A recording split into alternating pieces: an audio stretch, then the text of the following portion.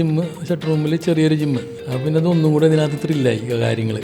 അങ്ങനെ തൃശ്ശൂരിലേക്കാണ് ഫസ്റ്റ് ചുവടുവെപ്പ്. പിന്നെ കോളേജ് ടൈമിലാണ് യൂണിവേഴ്സിറ്റി മത്സരങ്ങൾ ചെയ്യണം, റെയിൽവേൻ്റെ ജോലി കയറണം, ബുക്കിൽ കയറൊക്കെ കെട്ടിയിട്ടേ ഒരു അത്ലറ്റിനെ സപ്പോർട്ട് ചെയ്യണം അസോസിയേഷൻ്റെ ഭാഗത്തു നിന്നാണ്. ഇതെന്താ നമ്മളെ അനുഭവം നമ്മൾ ഷെയർ ചെയ്യണം.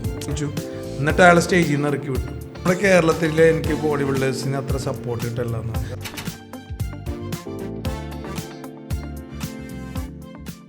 Hi friends, talk with Anas Hussain പോഡ്കാസ്റ്റിലേക്ക് ഏവർക്കും സ്വാഗതം. കഴിഞ്ഞ പോഡ്കാസ്റ്റിൽ നമ്മുടെ കൂടെ സുമേഷ് റാവു ആയിരുന്നു. ഇന്നത്തെ പോഡ്കാസ്റ്റിൽ mister Kerala, mister India, mister world overall champion, mister universe silver medallist കരസ്ഥമാക്കിയ മുസാദിഖ് മൂസയാണ് നമ്മുടെ കൂടെ. ബോഡി ബിൽഡിങ്ങിനെ കുറിച്ചുള്ള ഒരുപാട് എക്സ്പീരിയൻസ് നമുക്ക് അദ്ദേഹത്തിനോട് ചോദിച്ച് മനസ്സിലാക്കാം. Hello Musadiq, welcome to the show. Thank you. ഈ സീസണിലെ ഒരുപാട് ടൈറ്റിൽസ് കരസ്ഥമാക്കിയ ഒരു ബോഡി ബിൽഡറാണ് മുസാദിഖ്. എനിക്ക് മുസാദിഖിൻ്റെ ജേണിയെക്കുറിച്ച് അറിയാൻ ആഗ്രഹമുണ്ട്. എനിക്ക് മാത്രമല്ല, ഈ കാണുന്ന ബോഡി ബിൽഡിങ്ങിനെ സ്നേഹിക്കുന്ന അല്ലെങ്കിൽ ഫിറ്റ്നസ്സിനെ സ്നേഹിക്കുന്ന ഒരുപാട് പേർക്ക്. കാരണം അത്ര വലിയൊരു മാറ്റം ബോഡി ബിൽഡിങ്ങിൽ ഉണ്ടാക്കിയ ഒരാളാണ് മുസാദിഖ്.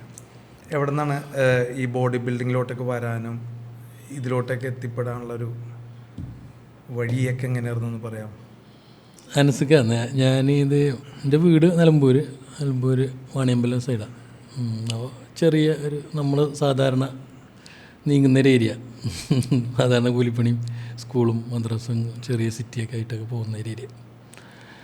അപ്പം ഒരു ഷട്ടർ റൂമിൽ അവിടെ നമുക്ക് ആക്സസ് ഉള്ളൊരു ജിമ്മ്, ഷട്ടർ റൂമിൽ ചെറിയൊരു ജിമ്മ്, ഒരു മൾട്ടി സ്റ്റേഷനും എക്സ്റ്റൻഷന് കേള് അങ്ങനെ ലാറ്റ് പുള്ളി ഇങ്ങനെ സാധാരണ ജിമ്മ് അവിടെ വെച്ച് ഇങ്ങനെ തുടങ്ങണം വർക്കൗട്ട്.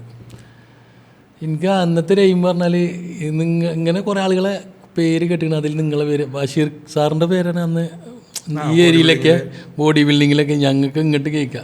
ഈ സൈഡിലേക്കൊക്കെ നിങ്ങളെ പിന്നെ തൃശ്ശൂർ വന്നിട്ടാണ് നിങ്ങളെ കാണണം, ഇങ്ങനെ കുറേ രക്സായിട്ടൻ ഇങ്ങനെ കുറേ ആൾക്കാരൊക്കെ കേൾക്കണം. അപ്പോൾ പിന്നെ അതൊന്നും കൂടെ ഇതിനകത്ത് ത്രില്ലായി കാര്യങ്ങൾ. ഇതെന്താണ് എങ്ങനെയാണെന്ന് അറിയുമ്പോൾ പിന്നെ നമ്മളെ അന്നത്തെ മാഷ് ജയമാഷ് പറഞ്ഞാലും നമ്മൾ നാടുമായിട്ട് ഒതുങ്ങിക്കുന്ന, പിന്നെ നമുക്കുള്ള ആഷിക്കൊക്കെ അല്ലേ തിരൂരുള്ള, അങ്ങോട്ട് എത്തണം. നമ്മൾ ഈ ഏരിയക്ക് ഇങ്ങോട്ട് ബോഡി ബിൽഡിംഗ് ഇല്ല. തിരൂര് ബോഡി ബിൽഡിംഗ് ഇല്ല. അന്ന് ഉണ്ട്, പക്ഷേ നമ്മൾ സാജിദ് ബാബു അവരൊക്കെ ഉണ്ട്. പക്ഷെ അവരറിയാം അവരൊക്കെ ചെയ്ത് പിന്നെ സൗദിയിലേക്ക് മാറി. ബോഡി ബിൽഡിങ് അവിടെ ഇല്ല പൊതുവെ, ഒരു കണ്ടിന്യൂവേഷൻ ഇല്ല, ആരും പറഞ്ഞുതരാനും ഇല്ല. അപ്പം അങ്ങനെയാണ് ബഷീർ സാറിൻ്റെ ID കാർഡ് കിട്ടണതും. അങ്ങനെ തൃശ്ശൂരിലേക്കാണ് ഫസ്റ്റ് ചുവടുവെപ്പ്, ബോഡി ബിൽഡിംഗ് ഹബ്ബിലേക്ക്. നിങ്ങളൊക്കെ അവിടെ നിന്നല്ലേ നിങ്ങളൊക്കെ അവിടെ നിന്ന് ചെയ്ത് ഞാൻ കേട്ടിട്ടുണ്ട്. എനിക്ക് നിങ്ങളിന്ന് അവിടെ നിന്ന് കണ്ടിട്ടില്ല. പിന്നെ നിങ്ങളെ അങ്ങനെ ഇതിൻ്റെ ഒരു സ്ട്രഗ്ലിങ് തന്നെ ബോഡി ബിൽഡിങ് മൊത്തത്തിൽ. നമ്മൾ അന്നന്ന് വർക്ക് ചെയ്യും, സ്കൂള് അല്ലെങ്കിൽ പോയിട്ട്. പിന്നെ കോളേജ് ടൈമിലാണ് യൂണിവേഴ്സിറ്റി മത്സരങ്ങൾ ചെയ്യണം, റെയിൽവേൻ്റെ ജോലി കയറണം. ആദ്യം നമ്മൾ പതിയെ ജിമ്മിനോട് താല്പര്യമായിട്ട് ഇങ്ങനെ സ്റ്റാർട്ടപ്പ് ചെയ്ത് പിന്നത്തെ സ്റ്റെപ്പ് ഇങ്ങനെ തൃശ്ശൂർ എത്തണം, ബോഡി ബിൽഡിംഗ് പ്രൊഫഷണലായിട്ട് ചെയ്യണം, മജീദാറിനെ കാണണം. പിന്നത്തെ ഒരു സ്റ്റെപ്പ് പറഞ്ഞാൽ ജോലി, റെയിൽവേയിൽ കയറണം എന്നുള്ള ഡ്രീമായിട്ടാണ് പിന്നെ വരുന്നത്. പിന്നെ നിങ്ങളെയൊക്കെ അതിനകത്ത് കാണുകയാണ് ആ ഫ്രെയിമിൽ. അങ്ങനെ ഏത് വയസ്സിലാണ് സ്റ്റാർട്ട് ചെയ്തപ്പോൾ ബോഡി ബിൽഡിംഗ്? ഞാൻ വളരെ ഹോം ജിമ്മൊക്കെ വളരെ 10ാം ക്ലാസ്സൊക്കെ തൊട്ടിട്ടേ ചെയ്യും. സാധാരണ ഹുക്കിൽ കയറൊക്കെ കെട്ടിയിട്ടേ പയർ സിസ്റ്റം ഉണ്ടല്ലോ, വാർക്കൊക്കെ എടുത്തിട്ട് കമ്പി ഒക്കെ വെച്ച് ടിന്നൊക്കെ വാർത്തിട്ടുള്ള ഡംബൽസ് അതൊക്കെ ചെയ്യും. പിന്നെ അതൊരു 10ാം ക്ലാസ്സിലൊക്കെ പഠിക്കുന്ന സമയത്താണ്, 16-15 വയസ്സിലൊക്കെ. പിന്നെ +2 കഴിയുമ്പോൾ ജിമ്മിൽ പോകാൻ തുടങ്ങി. +1 +2 ഒക്കെ ജിമ്മിൽ പോകാൻ തുടങ്ങി. ഫുട്ബോളും ആ സമയത്ത് ഫുട്ബോൾ നമ്മളവിടെയൊക്കെ പക്ക ഫുട്ബോൾ. പിന്നെ ഫുട്ബോൾ ഒരു ഫ്യൂച്ചറില്ല, സ്വിച്ച് ചെയ്യണം. പിന്നെ നമുക്കൊരു ജെനറ്റിക്സ് ഇങ്ങനെ മാഷം ഒക്കെ പറഞ്ഞപ്പം താല്പര്യം, അങ്ങനെ പെട്ടെന്ന് സ്വിച്ചാണത് ഫുട്ബോൾ ഇപ്പോഴും കളിക്കും, ഇപ്പോഴും ഇഷ്ടമാണ് കളിക്കുന്നത്.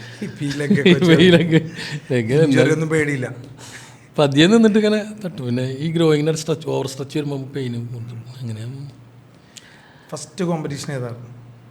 ഫസ്റ്റ് ഞാൻ മിസ്റ്റർ പാലക്കാടൊക്കെ 2007-2008 ചെയ്തിട്ടുണ്ട്. ആ സമയത്ത് തന്നെ മലപ്പുറം ചെയ്തിട്ടുണ്ട്. 2006-2007 മിസ്റ്റർ മലപ്പുറമൊക്കെ ചെയ്തിട്ടുണ്ട്, പണിക്ക് സാറിൻ്റെ അസോസിയേഷനിൽ. 2006 ആ സമയം ഞാൻ മുസാദിഖിനെ എനിക്ക് തോന്നുന്നു തൃശ്ശൂർ ട്രയൽസിന് വന്ന സമയത്ത് ജിമ്മിൻ്റെ പേര് ഞാൻ മറന്നുപോയി. ആർഎംകോ വെച്ചിട്ടാണ് ഫസ്റ്റ് ഞാൻ മുസാദിക്കിനെ കാണുന്നത്. അപ്പോൾ ഒന്നിങ്ങനെ കേട്ടിട്ടുണ്ട്, മുസാദിക്ക് ഭയങ്കര സ്ട്രക്ചറുള്ളൊരു ബോഡി ബിൽഡർ ഉണ്ട്, ഭയങ്കര ജെനറ്റിക്സ് ഉള്ളൊരു ബോഡി ബിൽഡർ ഉണ്ട് എന്നൊക്കെ ഉള്ളത്. പിന്നെ എനിക്ക് തോന്നുന്നു അസോസിയേഷൻ്റെ പ്രശ്നവും അന്ന് നമ്മളുടെ കുറേ റൂൾസൊക്കെ ഉണ്ടായിരുന്നു. അതായത് റെയിൽവേ ബോഡി ബിൽഡേഴ്സിന് അല്ലെങ്കിൽ സർവീസസ് ബോഡി ബിൽഡേഴ്സിനൊന്നും കേരളത്തിൽ പൊതുവെ ഇറക്കാറില്ല. NOCയുടെ പ്രശ്നങ്ങളും അങ്ങനെ. അപ്പോൾ അതുകൊണ്ടിട്ട് നിങ്ങളുടെയൊക്കെ അന്ന് കാണാൻ പറ്റാത്ത അവസരങ്ങൾ ഉണ്ടായിട്ടുണ്ട്. പിന്നീടാണ് ഇത്തരം അസോസിയേഷനൊക്കെ വന്നപ്പോഴത്തേക്കും മുസാദിക് മൂസ എന്ന് പറഞ്ഞ പേരിങ്ങനെ നിറഞ്ഞിങ്ങനെ നിൽക്കുക.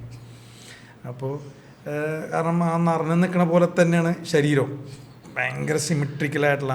എനിക്ക് തോന്നുന്നു റെക്സ് വർഗീസിന് ശേഷം ഇത്രയും ബ്രോഡായിട്ടുള്ളൊരു ലോവർ പാർട്ട് ഞാൻ കണ്ടിട്ടില്ല. ഞാൻ 27 വർഷമായി ഫീൽഡിൽ, റെയിൽവേ തന്നെ എൻ്റെ 20ാമത്തെ വർഷമാണിത്. അതിന് മുന്നേ കേരളത്തിന് വേണ്ടി മത്സരിച്ചിട്ടുണ്ട്.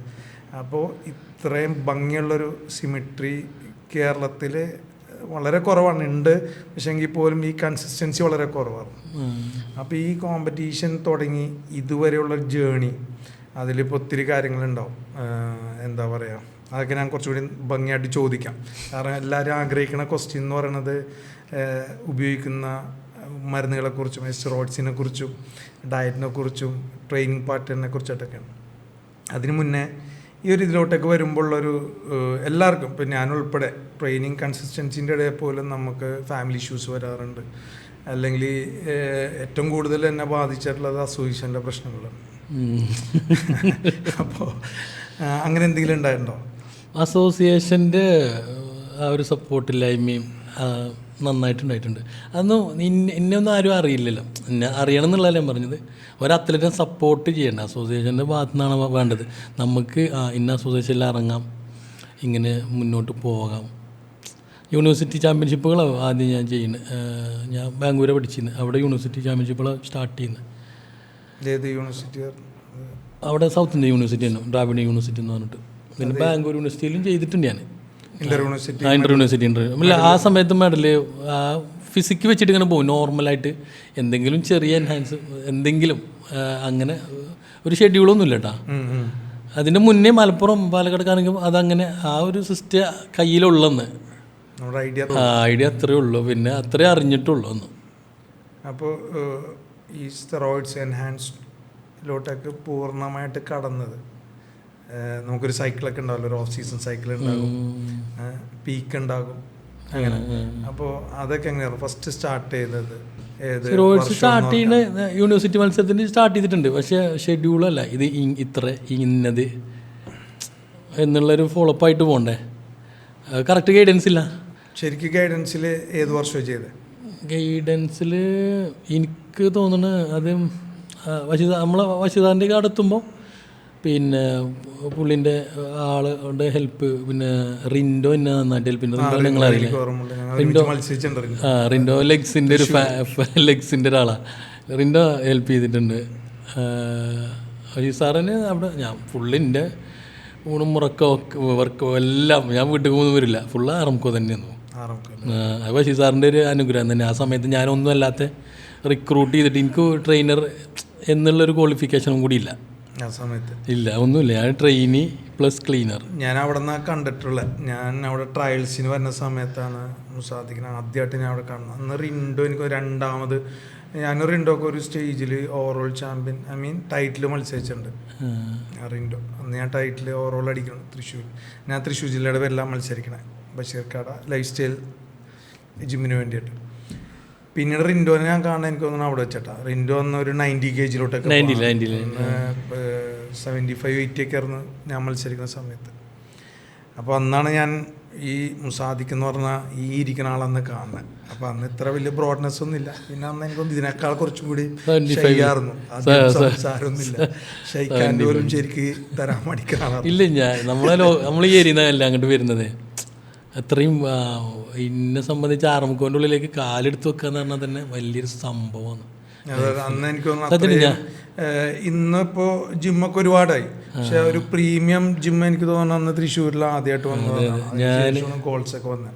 അതെ സത്യമായിട്ടും എറണാകുളം ഗോൾസ് വരുന്നത്. അതെ അവിടെ അന്ന് സന്തോഷ്, വിഷ്ണു ഇവരൊക്കെ നന്നായിട്ട് ഹെൽപ്പ് ചെയ്തിട്ടുണ്ട് എന്നെ. സന്തോഷ് ഇപ്പോഴും ഞങ്ങൾ ഒന്നിച്ച് അതിൽ നല്ല ഇതിൽ തന്നെ പോകുന്നത്. വിഷ്ണുവൊക്കെ പിന്നിടുന്നു. ശരി. ഇപ്പോൾ ഈ കോമ്പറ്റീഷനിലോട്ടൊക്കെ കടന്ന സമയത്ത് ഇപ്പം എനിക്ക് തോന്നുന്നു കണ്ടിന്യൂസ് ആയിട്ട് ഇപ്പോൾ 23 തൊട്ട് കണ്ടിന്യൂസ്. അതിനിടക്ക് ചെയ്തു 11, 12, 10 ചെയ്ത് ബ്രേക്ക് വന്ന് 16 ഞാൻ അബുദാബി ചെയ്ത് 16, 18, 19 ഇവിടെ ഒരു നാഷണലും വേൾഡും ടൈറ്റിൽ അടിച്ച് ബ്രേക്ക് വന്ന് വീണ്ടും 23 വരുന്നത്. ഞാനൊരു ചോദ്യം ചോദിക്കട്ടെ, ഇത്ര പൊട്ടൻഷ്യൽ ഒരാൾ എന്തുകൊണ്ടൊരു സർവീസസ് നോക്കിയില്ല? അതായത് ഇപ്പോൾ ഞാൻ റെയിൽവേയിലാണ് വർക്ക് ചെയ്യണേ. അതുപോലെ എൻ്റെ ആ സീസണിലുണ്ടായിരുന്ന ഒത്തിരി പേര് റെയിൽവേയിൽ കയറിയിട്ടുണ്ട്, നേവിയിൽ കയറിയിട്ടുണ്ട്, ആർമിയിൽ കയറിയിട്ടുണ്ട്. ഇത്രയും പൊട്ടൻഷ്യലുള്ള ഒരാൾ എനിക്ക് തോന്നുന്നു അന്നും വളരെ ചെറുതിലെ ഇൻ്റർ യൂണിവേഴ്സിറ്റിയൊക്കെ പ്രായത്തിൽ ബോഡി ബിൽഡിങ് ചെയ്തിട്ടുണ്ടെങ്കിൽ അതിനുള്ള കയറാനുള്ള ഒരു സാഹചര്യം എന്തായാലും ഉണ്ടായിട്ടുണ്ടാവും. എന്തുകൊണ്ടിട്ടത് എനിക്ക് അന്നേ ഒരു ബാക്ക് സപ്പോർട്ടും ഒരു പ്രോപ്പർ ഗൈഡൻസിൻ്റെയും കുറവ് നന്നായിട്ടുണ്ട്. പിന്നെ അന്ന് വശീർ സാറ് പറയുമ്പോൾ ഞാനത് നോർമലി ഒരു കെയർലെസ് എന്നുള്ളതല്ല, എനിക്ക് ബോധമില്ല ഇങ്ങനെ അത്ര ഗൗരവമായിട്ട് എടുത്തില്ല. അല്ലെങ്കിൽ പിന്നെ അസോസിയേഷൻ്റെ ബുദ്ധിമുട്ട് അന്ന് അതുകൊണ്ട് തന്നെ ഞാൻ ഒത്തിരി മത്സരം ബ്രേക്ക് ചെയ്യാണ്ട് ഒത്തിരി നല്ല ബോഡി ബിൽഡേഴ്സിൻ്റെ കരിയർ എനിക്ക് തോന്നുന്നു ഈ അസോസിയേഷൻ കാരണം ഒരുപാട് പോയിട്ടുണ്ടെന്നാണ് ഞാൻ മനസ്സിലാക്കിയത്. ഒത്തിരി സപ്പോർട്ടില്ലായ്മയും പിന്നെ ഈ പൊളിറ്റിക്സും നന്നായിട്ട് എല്ലാ അത്ലറ്റിനെയും ബാധിച്ചിട്ടുണ്ട്. ഓരോ അത്ലറ്റ്സിനെ പിടിച്ച് നിങ്ങൾക്കും ഈ അസോസിയേഷനിൽ ഇങ്ങനെ ഇവിടെ ഇറങ്ങാൻ പാടില്ല, അവിടെ ഇറങ്ങാൻ പാടില്ല, ഷോസിന് പോകാൻ പാടില്ല, അങ്ങനെ കുറേ ബുദ്ധിമുട്ടുണ്ടായിട്ടുണ്ട്. നമ്മൾ ഇപ്പോൾ നല്ലൊരു പ്രൈസ് മണി ചാമ്പ്യൻഷിപ്പ് ഉണ്ടെങ്കിൽ നമുക്ക് ഇറങ്ങാൻ പറ്റാത്ത അവസ്ഥ. അതെ സത്യമായിട്ടും എനിക്ക് തോന്നണു ചിലപ്പോൾ എനിക്ക് മുസാദിക്ക് ഇതിലോട്ടൊക്കെ അല്ലെങ്കിൽ ഈ ഒരു സർവീസസിലോട്ടൊക്കെ കയറാതെ ഇരുന്നത് ഇങ്ങനത്തെ എന്തെങ്കിലും കാരണങ്ങളുണ്ടാണോ? എന്നെ സംബന്ധിച്ച ബോഡി ബിൽഡിങ് ഭയങ്കര സ്ട്രഗിൾ ചെയ്തിട്ട് ചെയ്യുന്ന സമയമാണ്. സാലറിയൊക്കെ തുച്ഛമായ സാലറിയില്ല അന്ന്. ഞാൻ ഈ ട്രെയിനി പ്ലസ് ട്രെയിനർ ചെറിയ സാലറിയാണ്. ഭയങ്കര എനിക്കന്ന് സാലറി ഒന്നല്ല, എനിക്ക് ബോഡി ബിൽഡിങ് ചെയ്യണം. അതിനുള്ളൊരു മാർഗം അതൊരു വഴി മാത്രം മുന്നിൽ ഞാൻ കണ്ടിട്ടുള്ളൂ. ഇന്നിപ്പോ അവിടെ നിന്ന് തുടങ്ങിയെന്ന് എനിക്ക് തോന്നണ ഒരു 1 CR മേലുള്ള ഒരു ജിമ്മൊക്കെ തുടങ്ങിയിട്ടുണ്ടെന്ന്. ഞാൻ തുടങ്ങിയതല്ല, അത് മെഷീന്, അത് പാർട്ട്നേഴ്സ്. നമ്മളൊരു UAE വർക്ക് ചെയ്തുകൊണ്ട് നല്ല മെഷീൻ എന്നുള്ളൊരു ഇത് കൊണ്ട് വന്ന ബഡ്ജറ്റാണത്. മനസ്സിലാക്കുക, നല്ല നിങ്ങൾ കണ്ടില്ല മെഷീൻ നന്നായിട്ട് വർക്കൗട്ട് ചെയ്യാന്നുള്ളൊരു അത് പാർട്ട്നേഴ്സ് അവരൊരു ശ്രമം കൊണ്ടുവന്നതാണ്. നിങ്ങൾക്ക് അറിയാലോ അത്ലറ്റ് എന്ത് ചെയ്യാൻ പറ്റും അതിനകത്ത്. ആസ് എ ഓണർ എന്നുള്ളതിൽ ബിസിനസ് എന്നുള്ള സെറ്റപ്പിൽ നിങ്ങൾ ഒത്തിരി ഇങ്ങനെ സ്ട്രഗിൾ ചെയ്ത് വരുന്നതല്ലേ 2-3 സ്ഥാപനം ഇട്ടിട്ടും. ഇത്രയും വർഷത്തിനിടയിൽ എന്തേലും സ്ട്രഗിളിങ് അനുഭവപ്പെട്ടുണ്ട്? അതായത് ഇനി വേണ്ട, ബോഡി ബിൽഡിങ് എനിക്കിനി മടുത്തു, അല്ലെങ്കിൽ ഇനി എനിക്ക് ചെയ്യാൻ പറ്റൂല, അങ്ങനെ ഒരു അവസ്ഥ ഉണ്ടായിട്ടുണ്ടോ? അതുകൊണ്ട് തന്നെ ഇത്രയും ബ്രേക്ക് എനിക്ക് വന്നേ. അങ്ങനത്തെ ഒരു സിറ്റുവേഷൻ ഈ അസോസിയേഷൻ്റെ നിങ്ങൾക്ക് അറിയാലോ ഏതാന്നുള്ളത്. ഞാൻ ബോഡി ബിൽഡിങ് ബ്രേക്ക് ചെയ്തിട്ടുണ്ട്. ഒത്തിരി ബ്രേക്ക് എനിക്ക് വന്നിട്ടുണ്ട്. അതെന്തോ ഇങ്ങനത്തെ ഒറ്റയ്ക്കുള്ള യാത്ര, ശരിക്കുള്ളൊരു അസിസ്റ്റൻസ് എനിക്കില്ല. നാടുമായിട്ടോ അല്ലെങ്കിൽ നാട്ടിൽ നിന്നോ അല്ലെങ്കിൽ നല്ല കൂടെ നിന്ന് ചേട്ടന്മാരെ പക്ഷേ സാറാ എന്തിനുള്ള. പിന്നെ ആളൊക്കെ അന്ന് ഭയങ്കര ബിസിയുള്ള സമയം, റെയിൽവേൻ്റെ ഇൻചാർജ്. ഇപ്പോൾ ഇഷ്ടം പോലെ ഇപ്പോൾ നമുക്ക് അവൈലബിൾ. ഞാൻ ഇപ്പോൾ കഴിഞ്ഞ 2 ആഴ്ച മുന്നേ പോയിട്ട് വീഡിയോ ഒക്കെ ചെയ്ത് ഞാൻ ഇടയ്ക്കിടയ്ക്ക് പോകാം. തൃശ്ശൂർ കൂടെ പാസ് ചെയ്യുമ്പോൾ ഇങ്ങനെ വിളിച്ചും കയറും, സംസാരിക്കും. അതേ ഒരു സുഖമാണ് കാണുന്നത്. പക്ഷെ അന്ന് നിങ്ങൾക്കറിയാലോ ആളെ കാണാനേ കിട്ടും. പിന്നെ നമ്മളങ്ങനെ പിന്നെ നമുക്ക് ഒത്തിരി പരിമിതികളുണ്ടല്ലോ. ഈ ബുദ്ധിമുട്ടുണ്ടായ സമയത്തൊന്ന് കുറച്ചുകൂടെ നന്നായിട്ട് പറയാം. കാരണം ഇനി വന്ന കുട്ടികൾക്കെങ്കിലും എന്ത് വേണം തീരുമാനം എടുക്കാനുള്ള. ഞാൻ ഇവിടുന്നൊക്കെ പിന്നെ ഈ ഒരു മത്സരം അടുത്ത് പോയി. ഞാൻ പിന്നെ സൗത്തിൽ മൊത്തം ഇങ്ങനെ പൊളിറ്റിക്സ് തന്നെ മൊത്തം നമുക്ക് കിട്ടേണ്ട ഒരു അർഹതപ്പെട്ട കിട്ടേണ്ട ജഡ്ജ്മെൻറ്റും അത് അന്ന് അസോസിയേഷനുകൾ തമ്മിലുള്ള പ്രശ്നങ്ങളൊക്കെ ബാധിക്കണത് നമ്മളെയാണ്, അത്ലറ്റിനെയാണ്. അസോസിയേഷൻ അവരുടെ ആ അന്നത്തെ സംഭവം തീർന്നു, അവരത് മറന്നു. നമ്മൾ മറക്കൂല. ഇന്നും എൻ്റെ മൈൻഡിൽ അതുണ്ട്. ഞാനിപ്പോഴും ഫൈറ്റ് ചെയ്ത് നിൽക്കുന്നുണ്ടല്ലോ. ഞാൻ ഇപ്പോഴാണ് ഞാൻ തലയുർത്തി നിൽക്കുന്നത്. ഞാൻ എൻ്റെ മനസ്സിൽ അന്നുണ്ട് എന്തെങ്കിലുമൊക്കെ ആയിട്ട് നമ്മളിത് തലയുർത്തി നിൽക്കും ധൈര്യത്തോടെ. ഞാൻ ആരോട് ചോദിച്ചാൽ ഞാനാണെന്ന് പറയുന്ന ഒരു രീതിക്ക് നമ്മൾ വരും. എനിക്ക് തോന്നുന്നു ഇന്ന് അസോസിയേഷൻകാരൊക്കെ ഇന്ന് പുറകിൽ വന്നിട്ട് തോന്നുന്നല്ലേ? ഇപ്പം അത് നടക്കുന്നുണ്ട്. ഇപ്പം അത് നടക്കുന്നുണ്ട്. നമ്മൾ എന്തായാലും നാളെ ഇത് തുറന്ന് പറയണം. ബോഡി ബിൽഡിംഗ് ഇൻഡസ്ട്രി എങ്ങനെയാണ് മുന്നോട്ട് പോകുന്നത്, കേരളത്തിൽ അത്ലറ്റിന് എന്തോരം ഉപകാരപ്പെടുന്നുണ്ട്.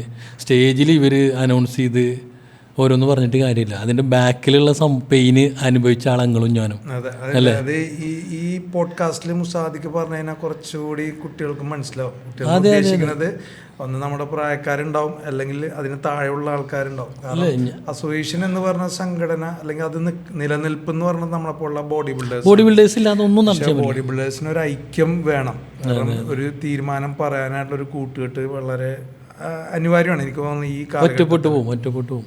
അപ്പോൾ അതൊക്കെ ഞാനുകളെ മുന്നേ എത്ര ചർച്ച ചെയ്തിട്ടുണ്ട് നമ്മൾ ഫോണും കൂടെ. അതെ അല്ലേ, അനുഭവിച്ച്. ഞാൻ ഇപ്പോഴും നമ്മൾ എന്താ പറയുക, ഇപ്പോഴൊക്കെ നമുക്ക് ഒത്തിരി മാർക്കറ്റിൽ എല്ലാവരെയും അറിയുന്നതുകൊണ്ട് സുഖമായിട്ട് ഇപ്പം ഞാൻ ഏറ്റവും ചെയ്യുന്നൊരു കാര്യം എന്ന് പറഞ്ഞാൽ ഏത് അത്ലറ്റ് ആണെങ്കിലും കാരണം നിങ്ങൾക്ക് മത്സരിക്കാൻ അവസരമില്ലെങ്കിൽ എന്നെക്കൊണ്ട് കഴിയുന്ന പോലെ ഞാൻ സഹായിച്ചു തരും. നിങ്ങൾക്ക് നിങ്ങൾ ഏതിലിറങ്ങി അടിച്ചാലും മിസ്റ്റർ മലപ്പുറമാണ്, മിസ്റ്റർ കേരളയാണ്, മിസ്റ്റർ ഇന്ത്യയാണ്, ആർക്കും അംഗീകാരമൊന്നുമില്ല.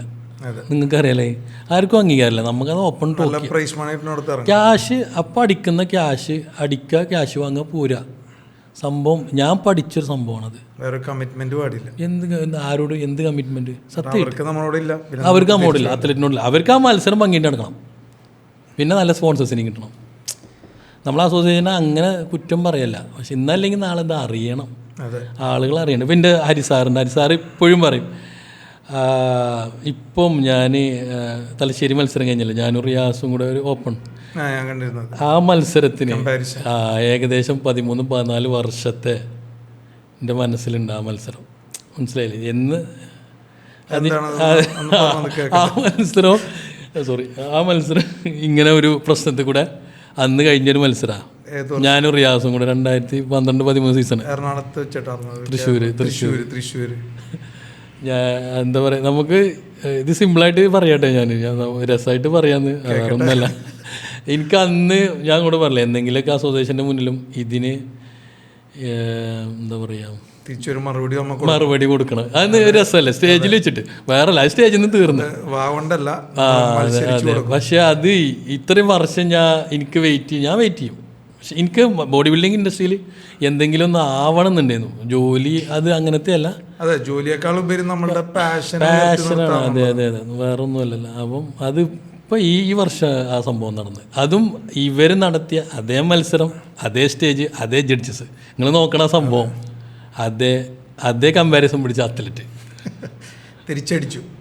അല്ല, എനിക്ക് തോന്നുന്നു കമ്പാരിസൺ പോലും പിടിക്കേണ്ടി വരുന്നില്ല. ഞാനത് കണ്ടു, 1-2 തവണ ഞാനത് കണ്ടിരുന്നത്. നേരിട്ട് വരാൻ പറ്റിയില്ല. ഇവിടെ അന്നേരം വേറൊരു പ്രോഗ്രാമിൽ പെട്ടുപോയി. കാരണം കമ്പാരിസൺ പിടിക്കേണ്ടി വരില്ല, ഭയങ്കര വ്യത്യാസമില്ല നിങ്ങൾ തമ്മിൽ. പിന്നെ ഒരു ഓഡിയൻസിനൊരു ഓളത്തിന് വേണ്ടി അല്ലേ? അപ്പം അങ്ങനെ ഒരു മറുപടി കൊടുത്തു. മറുപടി എന്നുള്ള അത് എന്നെ സംബന്ധിച്ച് അല്ല, നമുക്ക് അത്ലറ്റ്സിനോടല്ല നമുക്ക് ദേഷ്യം, നമ്മളോട് കാണിച്ച ഒരു പെരുമാറ്റമാണ്. തിരിച്ചറിയണം, റിയലൈസ് ചെയ്യണം. റിയാസ് ആയിക്കോട്ടെ, മുസാദിഖ് ആയിക്കോട്ടെ, ഇപ്പം നമ്മുടെ കൂടെ മത്സരം, നമുക്ക് എല്ലാവരോടും ഭയങ്കര സ്നേഹം മാത്രമേ ഉള്ളൂ. ആ സ്റ്റേജിൽ നിന്ന് ഇറങ്ങി നമ്മൾ സുഹൃത്തുക്കളാണ്. അതെ, അത്രേ ഉള്ളൂ. രസമാണ്. ഇവിടെ ഫിനാൻസ് എങ്ങനെ കൈകാര്യം ചെയ്യുക? കാരണം ബോഡി ബിൽഡിംഗ് ഭയങ്കര എക്സ്പെൻസ് ആണല്ലോ. നമ്മളെല്ലാവരും സ്ട്രഗിൾ ചെയ്യണത്, ഒരു സ്ഥലത്ത് നിന്ന് പോണത്, പിന്നീട് അങ്ങോട്ടേക്ക് മുന്നോട്ട് പോകാൻ ഫിനാൻസ് വളരെ ആവശ്യമുള്ള സംഭവമാണ്. അപ്പോൾ ഇത്രയും വർഷം ഇത്രയും നന്നായിട്ട്, അതായത് 2023 3 വർഷം കണ്ടിന്യൂസ്ലി എല്ലാ ടൈറ്റിലും, മിസ്റ്റർ യൂണിവേഴ്സ് മെഡലുണ്ട്, വേൾഡ് ടൈറ്റിൽ വിൻ ചെയ്തു, മിസ്റ്റർ ഇന്ത്യ നിരവധി ടൈറ്റിൽ വിൻ ചെയ്തു. കേരളത്തിൽ തന്നെ ഇത്രയധികം മിസ്റ്റർ കേരള ടൈറ്റിൽ അടിച്ചിട്ടും അതും ഇത്രയും പ്രൈസ് മണി വാങ്ങിച്ച ഒരു ബോഡി ബിൽഡർ ഇല്ല. പിന്നെ അത് കൂടാതെ ഒട്ടുമിക്ക ഞാനെപ്പോൾ മുസാദിഖിൻ്റെ സ്റ്റാറ്റസ് സ്റ്റോറി നോക്കിക്കഴിഞ്ഞാൽ എവിടെയെങ്കിലും ഇനോഗ്രേഷൻ ഉണ്ടാവും. നമ്മൾ ഈ പ്രോഗ്രാം പോലും വെനസ്ഡേ വെച്ചപ്പോൾ മുസാദിഖ് പറഞ്ഞു, അയ്യോ പറ്റൂല അൻസക്ക, എനിക്കന്ന് പ്രോഗ്രാമുണ്ട്, ഇന്നത്തേക്ക് വെച്ചു. ഇന്ന് വെച്ചപ്പോഴും മുസാദിഖ് വേറെ സ്ഥലത്ത് പ്രോഗ്രാം കഴിഞ്ഞിട്ട് ഡയറക്റ്റ് എത്തിയതാണ്. അതിനൊരു താങ്ക്സ് ഉണ്ട്. അപ്പോൾ ഇത്രയും ബിസി ആയിട്ടുള്ള ഒരു ബോഡി ബിൽഡർ എൻ്റെ അറിവിൽ വേറെ ആരുമില്ല. ബാക്കിയുള്ളവരൊക്കെ അഭിലാഷ് ആയിക്കോട്ടെ, അവരൊക്കെ കോമ്പറ്റീഷൻ കഴിഞ്ഞു പുറത്തോട്ടേക്ക് പോകണു. പിന്നെ സുമേഷ് റാവു ഉണ്ട്, അത്യാവശ്യം നന്നായിട്ട് പോകുന്നുണ്ട് സുമേഷ് റാവു. നമ്മളൊന്നും ചെയ്യുന്ന സമയത്ത് ഇതൊക്കെ വളരെ പരിമിതികളാണ്. സുമേഷ് ചേട്ടനൊക്കെ അന്ന് ഞാൻ കേട്ട് പരിചയമുള്ളൂ നിങ്ങളെ പോലെ. കാരണം അന്ന് ഈ പറഞ്ഞ പോലെ അസോസിയേഷൻ്റെ പ്രശ്നം, അവിടെ പോയി കഴിഞ്ഞാൽ അത്, ഇവിടെ പോയി കഴിഞ്ഞാൽ ഇത്. ഇന്ന് അസോസിയേഷൻ്റെ കയ്യിൽ നിന്ന് പുറത്തോട്ടേക്ക് ബോഡി ബിൽഡേഴ്സ് പോയി കാരണം ബോഡി ബിൽഡേഴ്സിനെ സ്വീകരിക്കാനായിട്ട് ഒരുപാട് എന്തെന്നാ ഇഷ്ടവും സ്നേഹമുള്ള ഒത്തിരി അത്ലീറ്റ്സ് നമ്മളെ സപ്പോർട്ട് ചെയ്യാനുണ്ട്. അല്ലെങ്കിൽ ഫിറ്റ്നസ് ഇഷ്ടപ്പെടുന്ന ഒത്തിരി എന്തെന്നാ പറയുക കുട്ടികൾ നമ്മളെ പുറകിൽ സപ്പോർട്ടായിട്ടുള്ള അസോസിയേഷൻ നമുക്ക് ശരിക്കും പറഞ്ഞാൽ പൊളിച്ചെഴുതേണ്ട സമയം കഴിഞ്ഞു. ഇന്ന് നമ്മളുടെ ഈ പോഡ്കാസ്റ്റ് കാണുന്ന അസോസിയേഷൻ്റെ ആൾക്കാരുണ്ടെങ്കിൽ അതൊക്കെ പൊളിച്ച് മാറ്റണം. ശരിക്ക് നമ്മളെ പോലെ അത്ലറ്റ്സ് ഉണ്ടെങ്കിലേ അവർക്കൊരു നിലനിൽപ്പ് ഉണ്ടാവുള്ളൂ എന്നുള്ളൊരു തോന്നലും കൂടിയും വരണം. എൻ്റെ ഒരു ചെറിയൊരു സംഭവം ഞാൻ ഷെയർ ചെയ്യണതാണ്. അതായത് എന്തെങ്കിലും ഒരു ചെറിയൊരു മിസ്റ്റേക്സ് നമ്മുടെ അടുത്തുണ്ടെങ്കിൽ അതൊന്ന് പറഞ്ഞ് മനസ്സിലാക്കി തരാം. അല്ലെങ്കിൽ ഒന്നിൽ അവരെ ഭാഗത്താണെങ്കിൽ അവർ തിരുത്താൻ ശ്രമിക്കാം. അല്ലാതെ അവരെ ഭാഗത്ത് തെറ്റാണെങ്കിൽ പോലും നമ്മളവരെ കാലിൽ പിടിക്കണം എന്ന് പറഞ്ഞ രീതിയിലോട്ടേക്കാണ് ഇന്നും പോണത്. എത്രയോ കാലം കഴിഞ്ഞു അങ്ങനെ പോകുന്ന ഒരു ഒരു ടീം ഉണ്ട്. പക്ഷെ അതൊക്കെ ഇനി സ്റ്റോപ്പായി വരുന്നുണ്ട്. അതെ, ഇനി മാറ്റേണ്ടി വരും. ഇനിയിപ്പോൾ നമുക്ക് ഒരു പീക്കായിട്ടുള്ള ഏരിയയിലോട്ട് കിടക്കാം. കാരണം ഇത് കേൾക്കണവർക്ക് ചിലപ്പോൾ ബോറടിക്കും, നമ്മളെ മാത്രം വിശേഷം. അതെ, അല്ലെങ്കിൽ ഒരു അസോസിയേഷനെ ആക്ഷേപിച്ചു അല്ലേ, അങ്ങനെയൊന്നും ഇല്ലായിരുന്നു. ഇതെന്താ നമ്മളെ അനുഭവം നമ്മൾ ഷെയർ ചെയ്യണം. ഇത് എന്തായാലും ഇത് എവിടെയെങ്കിലും ഇറക്കി വെക്കണ്ടേ? അതെ, ശരിയാണ്. ഈ സംഭവം ഇറക്കി വെക്കണ്ടേ? നിങ്ങളിങ്ങനെ ചോദിച്ചതിന് എനിക്ക് ഭയങ്കര ഞാനത് പറഞ്ഞത് ഒരു ബുദ്ധിമുട്ടാവോ, ആർക്കെങ്കിലും പേഴ്സണലി ബുദ്ധിമുട്ടാവോ, അസോസിയേഷന് ബുദ്ധിമുട്ടാവോ എന്നുള്ള രീതിക്കല്ല ഞാൻ പറഞ്ഞത്. ഇങ്ങനെ ഉള്ളത് ഞാൻ അനുഭവിച്ച ചെറിയൊരു തീർച്ചയായിട്ടും അത് ഞാൻ അനുഭവിച്ചിട്ടുണ്ട്. അങ്ങനെ ഒത്തിരി പേരുണ്ട്. ഇപ്പോൾ നമ്മളുടെ റെയിൽവേ തന്നെ ഒരു അനൂപ് രാജു എന്ന് പറഞ്ഞ പുള്ളി സ്റ്റേജിൽ കയറി, മിസ്റ്റർ ഇന്ത്യക്ക് സ്റ്റേജിൽ കയറിയിട്ട് സ്റ്റേജിൽ നിന്ന് ഇറക്കി വിട്ടു ആ വ്യക്തി. അതായത് അയാൾ 80 കിലോന്ന് വെയിറ്റ് കുറച്ച് 55 കിലോയിലാണ് അത്ലറ്റ് ഇറങ്ങണത്. 55 കിലോ അയാൾ ബോഡി വെയിറ്റ് കൊടുത്ത് കളറിട്ടിട്ട് അദ്ദേഹത്തെ സ്റ്റേജിൽ നിന്ന് ഇറക്കി. അയാളുടെ അടുത്ത സ്ട്രഗിളൊന്നും അറിയില്ല. കാരണം ഞാനത് കണ്ടിട്ടുള്ളതാണ്. നമുക്കറിയാമല്ലോ, ഞാൻ വെയിറ്റ് കുറച്ച് ചെയ്യുന്ന ആളാണ്. മുസാദിക്ക് വെയിറ്റ് കുറക്കാറില്ല. മുസാദിക്ക് എത്രത്തോളം കയറണം അതിലൂടെ അതിന്റെ ഡിഫറൻസ് ഉണ്ട്. നമുക്കെന്ന് വെച്ചാൽ ഇന്ന വെയിറ്റിൽ ഇറങ്ങണം സംഭവം. അതേപോലെ തന്നെ നമ്മൾ എറണാകുളത്തും ഒരു ഇതുണ്ടായിരുന്നു. അതൊരു ഇന്റർനാഷണൽ അത്ലറ്റ് വന്നു, അദ്ദേഹം രജിസ്റ്റർ ചെയ്തു, അയാളിൽ നിന്ന് പൈസയും വാങ്ങിച്ചു, എന്നിട്ട് അയാളെ സ്റ്റേജിൽ നിന്ന് ഇറക്കി വിട്ടു. അല്ലെങ്കിൽ അയാളുടെ അടുത്ത് പറയണം ഇവിടെ ഇറക്കാൻ പറ്റില്ല, അതെല്ലാം മര്യാദ. അങ്ങനെ ഒത്തിരി പോരായ്മ നമ്മളുടെ ഈ ബോഡി ബിൽഡിംഗ് അസോസിയേഷനിൽ നടക്കുന്നുണ്ട്. എല്ലാവരും ബോഡി ബിൽഡിംഗ് ഇൻഡസ്ട്രിയിലെ കോമൺ തന്നെയാണ്, പക്ഷേ ഉപയോഗിക്കണില്ല, ഞങ്ങൾ ഉപയോഗിക്കുന്നില്ല എന്ന് പറയുന്നത്. പക്ഷേ അതില്ലാണ്ട് ഇൻ്റർനാഷണൽ സ്റ്റേജുകളോ അല്ലെങ്കിൽ സ്റ്റേജ് ബീറ്റ് ചെയ്യാനോ പറ്റില്ല എന്നുള്ളത് എനിക്കും അറിയാം. അവർ എക്സ്ട്രാ ബോഡിയാണ് ഈ പെർഫോമൻസിൽ ഓവർ പെർഫോമൻസിൽ ഒരു നല്ല റേസിങ്ങിൽ ബോഡി സ്റ്റേജ് കിട്ടണമെന്നുണ്ടെങ്കിൽ